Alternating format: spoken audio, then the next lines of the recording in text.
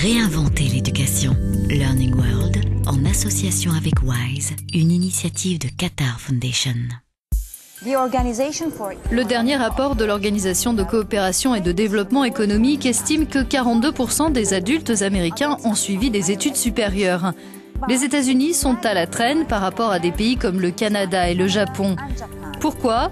Faut-il blâmer la législation, la crise économique ou les deux ? Et que peut-on faire ? Des réponses cette semaine dans un Learning World spécial États-Unis. La loi baptisée « Aucun enfant laissé pour compte » et signée en 2001 par le président Bush a été une réponse à l'éducation.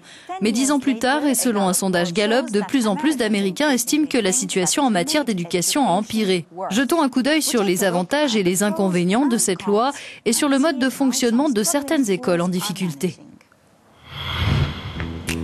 La loi « Aucun enfant laissé pour compte » imposait notamment une obligation de résultats en lecture et en mathématiques. La fermeture ou une restructuration sévère des écoles n'atteignant pas les objectifs pouvant alors être envisagée.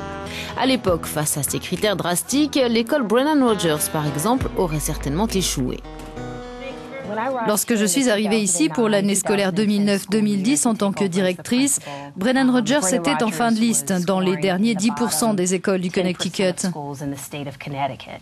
Seulement 30% des élèves du 3e degré avaient des aptitudes en lecture, c'est-à-dire avaient un niveau de lecture solide pour un 3e degré.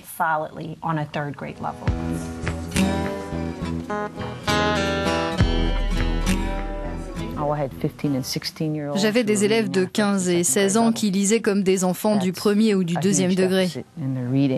Il y a d'énormes lacunes en matière de lecture et bien sûr les collégiens sont sur la défensive, ils pensent qu'ils n'ont pas besoin de ça.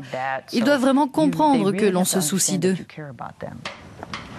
La loi « Aucun enfant laissé pour compte » n'aura pas longue vie. Elle est rapidement bloquée en révision au Congrès et les États et les districts doivent alors agir de leur propre chef. En 2009, Karen Lott a obtenu des subventions de l'État pour remettre l'école Brennan Rogers sur pied.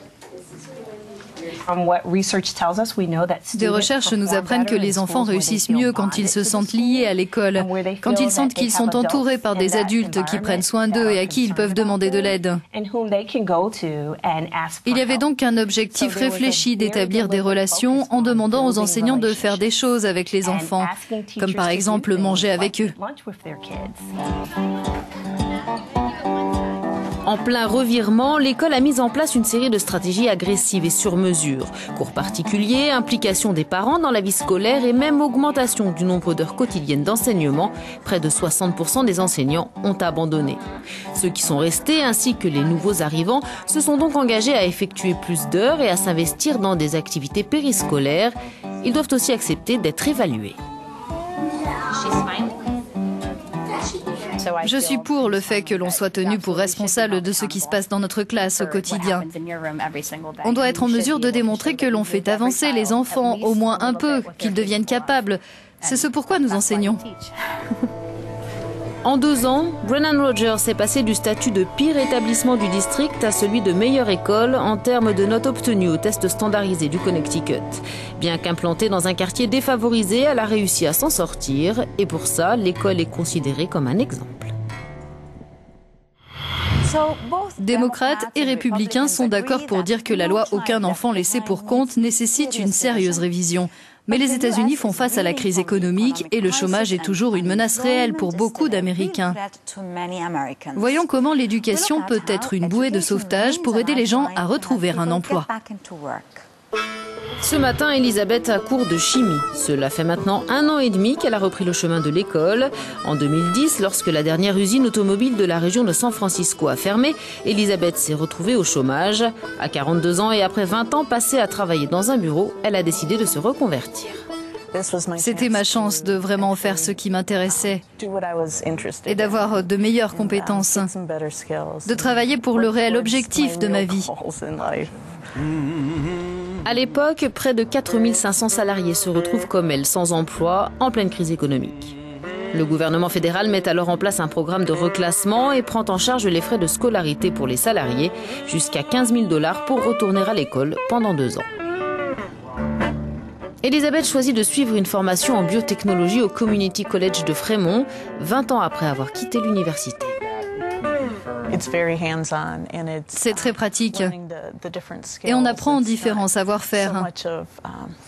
Ce n'est pas que de la théorie, c'est plus axé sur la carrière que par le passé, où l'on enseignait de façon plus générale. Dans son cours de chimie, le Dr Burse a vu passer de nombreux adultes en reconversion ces dernières années.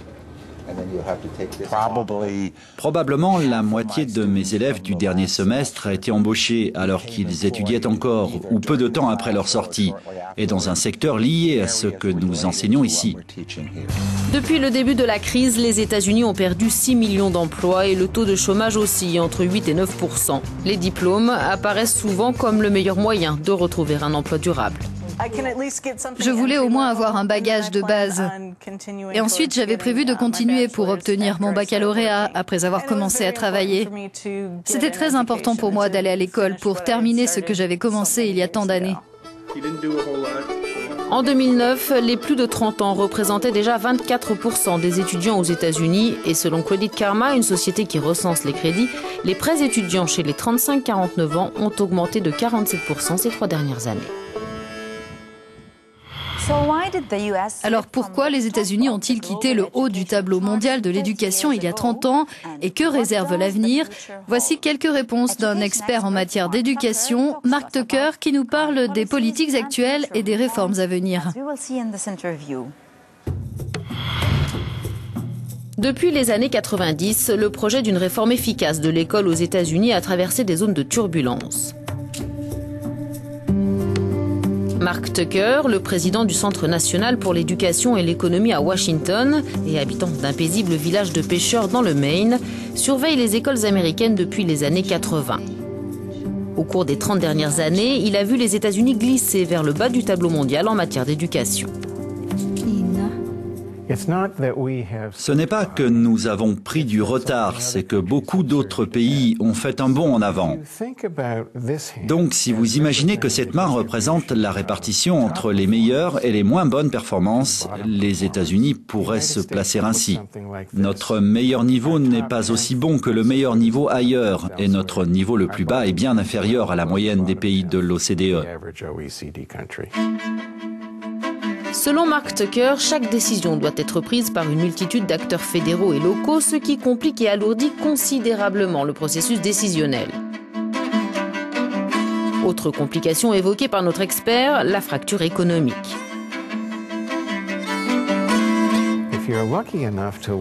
Si vous êtes assez chanceux et demeurez dans une juridiction fiscale où vivent de nombreuses personnes très aisées, vous paierez peu d'impôts, mais l'ensemble des taxes représentera beaucoup d'argent pour les écoles. À l'autre extrémité se trouvent les gens qui ne peuvent pas se permettre de vivre dans des zones riches, mais qui doivent payer des impôts plus élevés pour à la fin dégager moins d'argent pour leurs écoles. À la veille des élections, démocrates et républicains ont des points de vue divergents sur presque tout, y compris sur l'éducation. Leur seul terrain d'entente, une révision de la loi Aucun enfant laissé pour compte. Reste une question, comment ? Les républicains préfèrent les méthodes qui reposent plus sur la libre concurrence. Et il est assez dramatique de voir comment les deux candidats envisagent d'utiliser les 25 milliards de dollars de fonds fédéraux destinés aux pauvres et aux enfants handicapés. Obama veut verser ces 25 milliards aux écoles. Romney, lui, envisage de les distribuer sous forme de bons directement aux familles. Nous ne savons pas si la quantité d'argent de chaque bon approchera le coût des dépenses par habitant en matière d'éducation pour un étudiant d'une communauté riche. Pour Mark Tucker, une chose est claire, le système américain ne peut pas rester en l'état. Mais alors, quelle est la solution ? Peut-être que le moment venu, nous aurons assez d'humilité pour aller voir ce que les pays qui nous ont dépassés ont fait et comprendre comment ils l'ont fait. Autrement dit, il est temps pour le système américain de retourner à l'école et d'apprendre de Singapour ou encore du Danemark. Et vous, quel est votre avis? Que pensez-vous du plan américain pour une réforme de l'éducation? Toute l'équipe de Learning World vous dit à bientôt. Learning World, en association avec WISE, une initiative de Qatar Foundation.